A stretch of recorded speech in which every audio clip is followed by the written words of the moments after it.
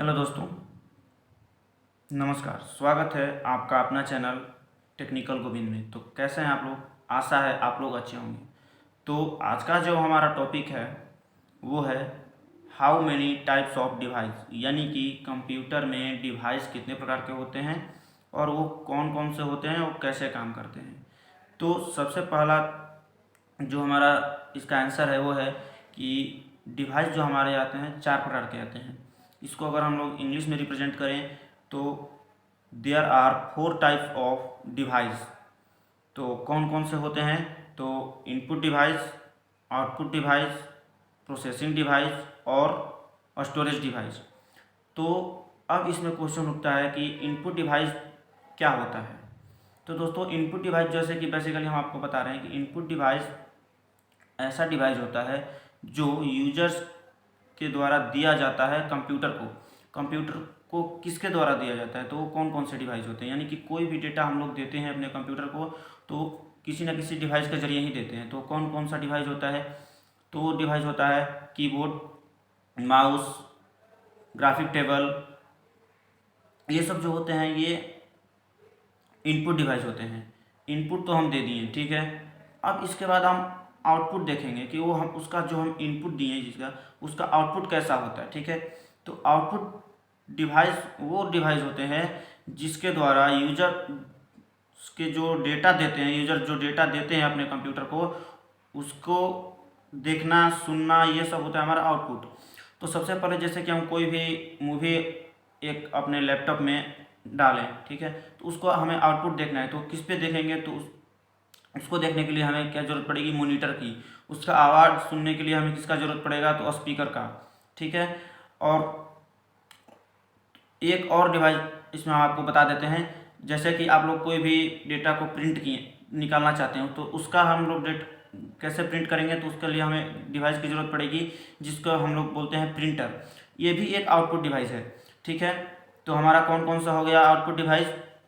तो monitor, speaker, printer और भी बहुत कुछ ऐसे डिवाइस होते हैं जो आउटपुट डिवाइस में आते हैं।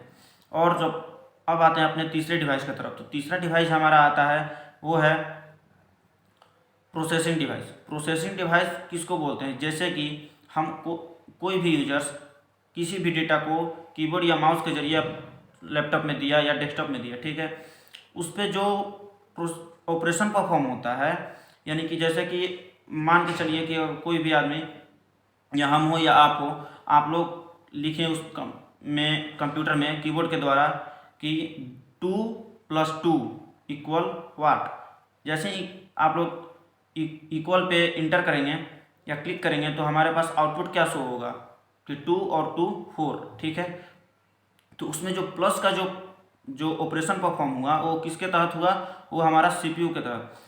तो सीपीयू जो होता है एक प्रोसेसिंग डिवाइस होता है जो हमारे दिए हुए डेटा के ऊपर ऑपरेशन परफॉर्म करता है। वो देखता है कि जो दिया है वो क्या चाहता है, वो प्लस है, माइनस है, मल्टीपल है, डिवीजन है, वो सारा कुछ कौन समझता है? तो हमारा सीपीयू। सीपीयू को हम लोग क्या बोलते हैं कि एक सीपीयू का जो और नाम है वो होता है कंप्यूटर का दिमाग।